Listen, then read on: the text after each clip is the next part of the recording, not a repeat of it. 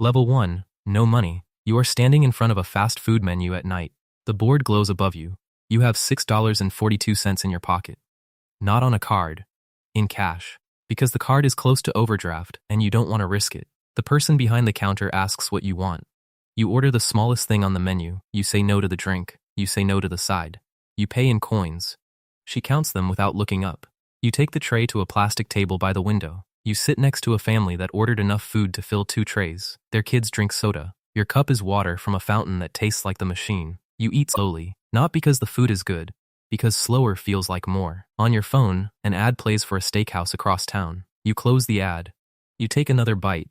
The girl at the register wipes down a table nearby. She catches your eye for a second. She smiles. It isn't pity. It's the smile you give somebody when you're both tired and nobody said anything. You nod back. You finish. You bus your own tray. Nobody has said your name once since you walked in the door. Nobody was ever going to. Level 2, $30,000. You go to the chain restaurant because the menu has photos, and the prices are printed in bold. You already picked what you were going to order before you walked in. You picked it 2 days ago when your girlfriend said we should go out. She thinks she's suggesting fun. You hear a number. You hear $47 with tip. You hear the electric bill in the same breath. The waiter asks if you want an appetizer. You say we're good. Your girlfriend orders a drink. You order water. You do the math in your head while she talks about her sister. The number you settle on is $48. The bill comes. It's $46.80. You leave a $9 tip because you can't leave $6.80. You'd feel like something you don't want to feel like. The waiter picks up the check. He says thank you guys. He calls you guys. He does not know either of your names. He doesn't need to. He has 11 more tables tonight. On the drive home, your girlfriend says that was fun. You say yeah it was. You mean it. You just also mean it's rice by Sunday. Level 3, $60,000. You go to the nicer restaurant now. The one on the corner with the awning and a board out front that changes every week. You still check the menu online before you go. You still know what you're going to order before you sit down. But you don't panic when the waiter asks about drinks. You order the house red because it's the cheapest on the wine list and nobody has to know that's why. The waiter is professional. Not rude, not warm, the middle service. He calls specials. You listen. You don't order any of them because specials are how they clear expensive inventory. You order the pasta because pasta has the highest margin, which means the kitchen made it 100 times this week, which means it will be reliable. Halfway through the meal, the waiter forgets your water refill. You wait. You don't ask. You just wait. He notices later and apologizes without really meaning it. He fills the glass. That's the service at $60,000. Nothing wrong, nothing extra. The bill comes, $84. You tip 20. You slide the card across without looking. You walk out. It's raining slightly. You have an umbrella in your bag now. Nobody notices. Level 4, $120,000. You have a place now. Not a favorite. A place. There's a difference. A favorite is where you eat. A place is where you're remembered. You walk in. The host looks up. Recognition, not surprise. He says good to see you. He doesn't ask for a name. He gestures at the corner booth without looking at the map. The waiter is Marcus. You know his first name because he told you once, and you remembered, and now he knows you remembered. He brings you a Manhattan without asking. He did it on the 3rd visit and every visit since. Then one Tuesday he doesn't. He forgets. He brings the wine list. He apologizes when he realizes. You laugh a little. It's the first honest human thing that's happened between you in months. Somehow that mistake makes him feel more like a person than every drink he ever remembered correctly did. You tip 25 that night, not because he did well. Because he was Marcus for one meal instead of your waiter. Because his daughter started college in September, and he told you once, softly, over an espresso the kitchen wasn't supposed to send. The restaurant doesn't treat you differently at $120,000. Marcus does. And Marcus has been paying attention for 2 years.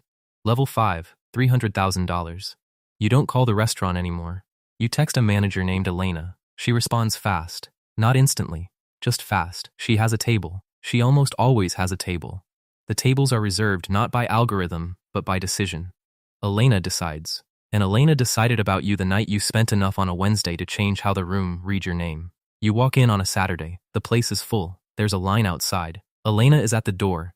She doesn't smile with her face. She smiles with her posture. Her whole body straightens by half an inch. She walks you past the line. Someone in the line notices. Their expression shifts, not anger, something quieter. Recognition of what they don't have.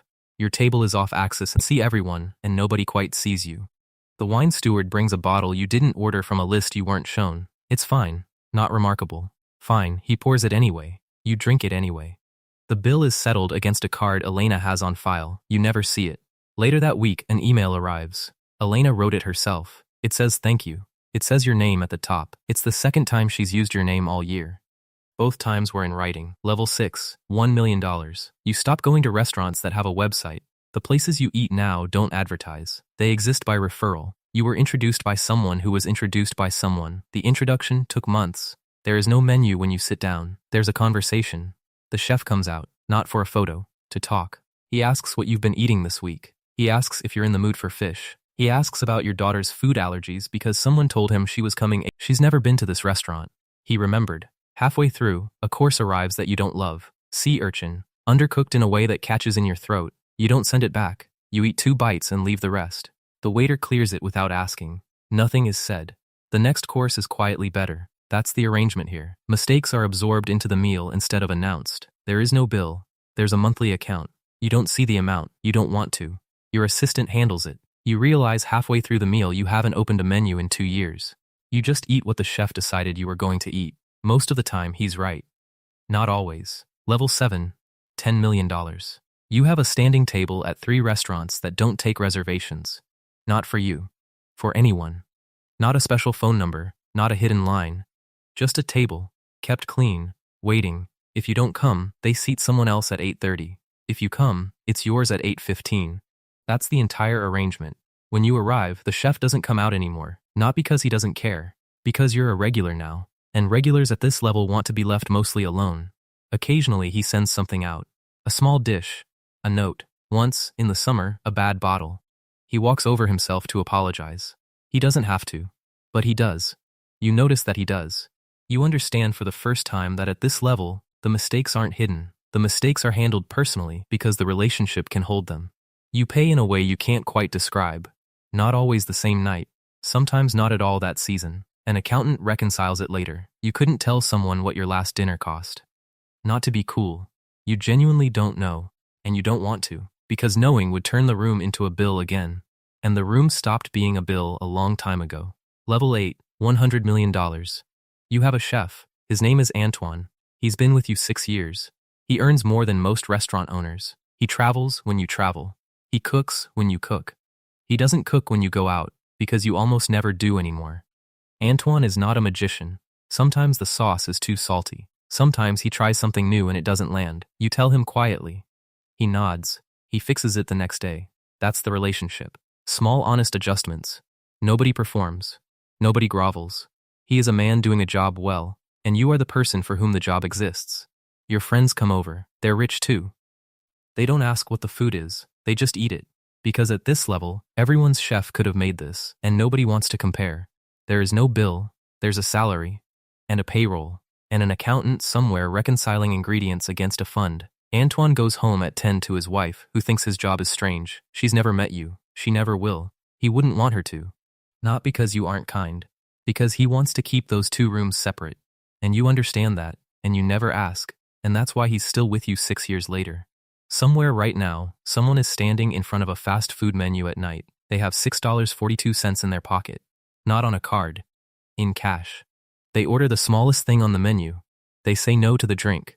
They pay in coins. Nobody at the register knows their name. 7 levels above them, a chef named Antoine is talking to his wife on the phone about a payroll question that has nothing to do with the man he cooks for.